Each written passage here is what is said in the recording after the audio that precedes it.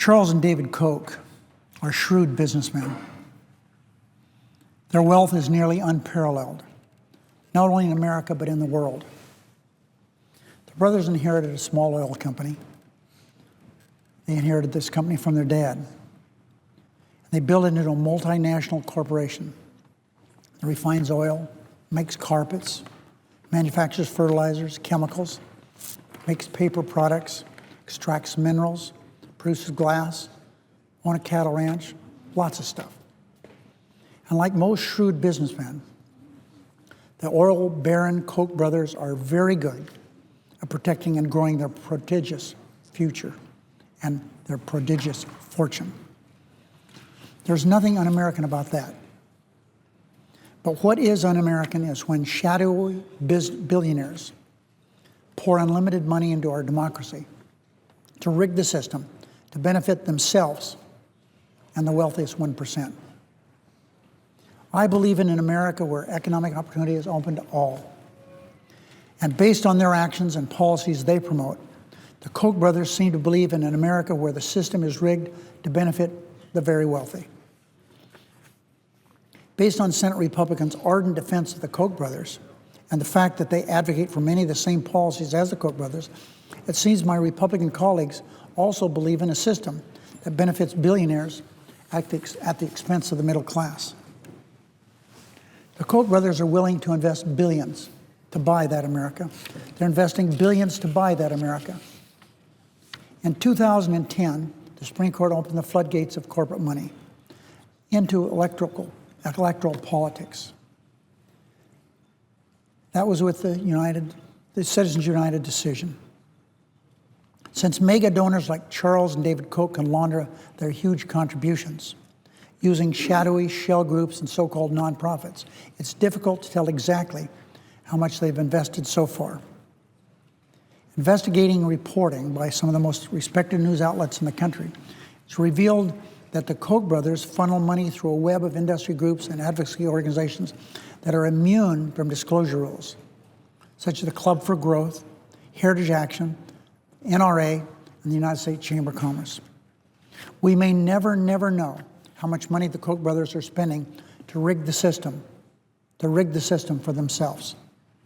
But we do know their investments have paid off already. In November 2010, the petroleum industry walked right through the door the Supreme Court had opened and spent hundreds of millions of dollars to elect a Republican majority to the House of Representatives. That Republican majority has effectively shut down any hope of passing legislation to limit the pollution that has caused climate change. And that Republican majority is, in fact, working to gut the most important safeguards to keep cancer-causing toxins and pollutions that cause sickness and death out of the air we breathe and the water we drink.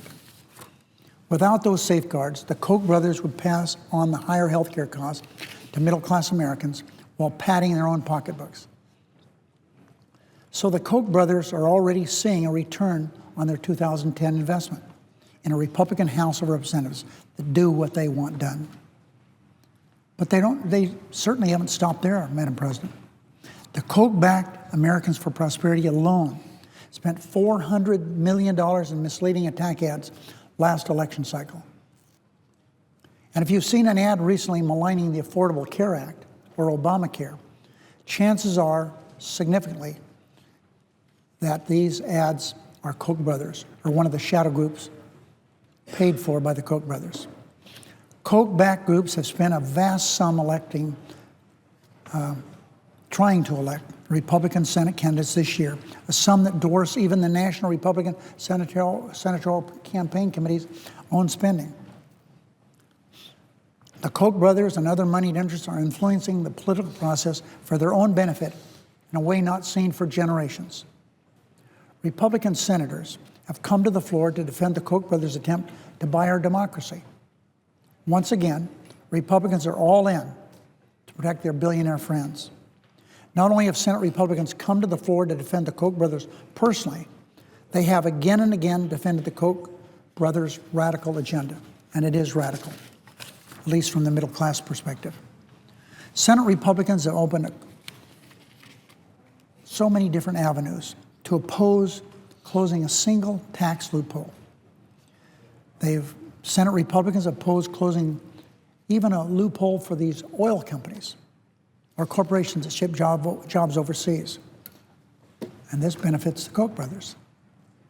Senate Republicans opposed asking billionaires to pay the same higher tax rate as in middle-class tax families, as so illustrated by Warren Buffett.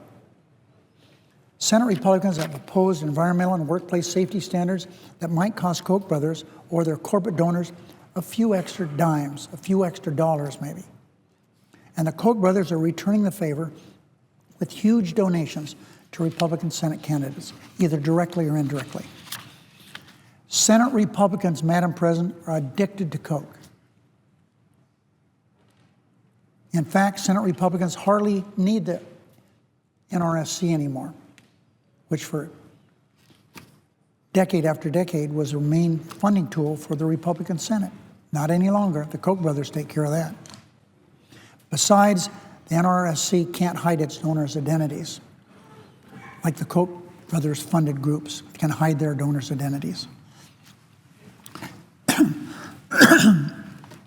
Senate Republicans call this freewheeling spending by anonymous donors nothing more than free speech. Free speech. Senate Republicans say whoever has the most money gets the most free speech. But that's not what America's founding fathers said. They didn't mean that by free speech. The founders believed in a democracy where every American had a voice and a vote. This discussion, this fight, isn't just about health care or even about a few $100 million in disingenuous ads.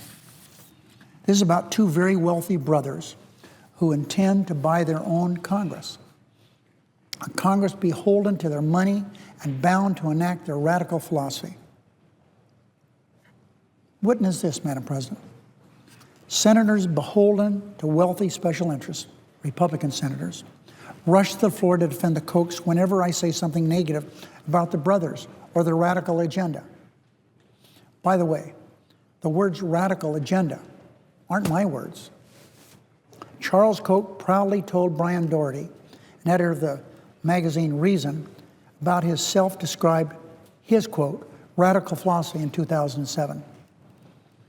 And these are the same brothers who have lobbied against recognition of formaldehyde as a cancer-causing carcinogen because it might be bad for their business. These are the same brothers whose Koch Industries ranks near the top of the list of America's worst toxic air polluters. These are the same brothers whose company, according to a Bloomberg investigation, paid bribes and kickbacks to win contracts in Africa, India, and the Middle East. These are the same brothers who, according to the same report, used foreign subsidies to sell millions of dollars of equipment to Iran, a state sponsor of terrorism. Let's make sure we understand that, Madam President. I may not have said it quite right. These are the same brothers who, according to the same report, use foreign subsidies. I said it wrong again.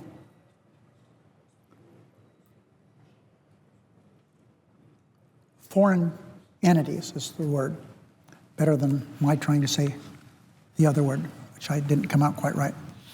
These are the same brothers, tried the third time, who, according to the same report, use foreign entities to sell millions of dollars of equipment to Iran, a state sponsor of terrorism. We all know that.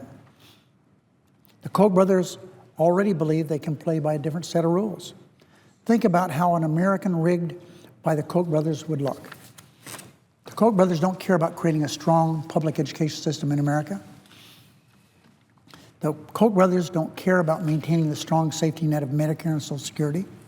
And the Koch brothers don't care about guarantee of affordable, quality health insurance for every American.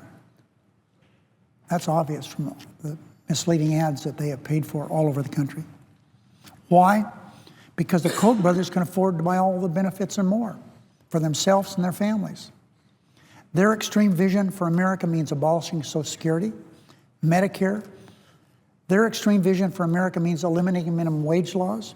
Their extreme vision for America means putting insurance companies back in charge of your health care and deny coverage for pre-existing conditions.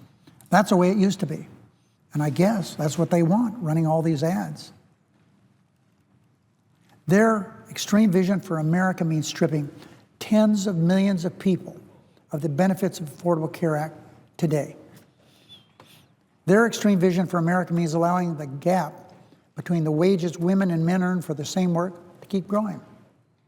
Their extreme vision for America means giving giant corporations the unfettered right to dump toxins into our rivers and streams, on our mountains and in our valleys, and to give them even more tax breaks while they destroy our environment. Madam President, we Democrats have a different vision. Democrats believe the economy is strongest when the middle class is vibrant and growing. Democrats believe world-class education leads to world-class work. And this work is one where people are ready to take on any challenge. Right now, Madam President, there's at least 3 people for every job that's available. Democrats believe in an even playing field with higher wages, affordable health care, and a secure retirement for every American so that every American can have a shot at success. I welcome a debate over these competing visions.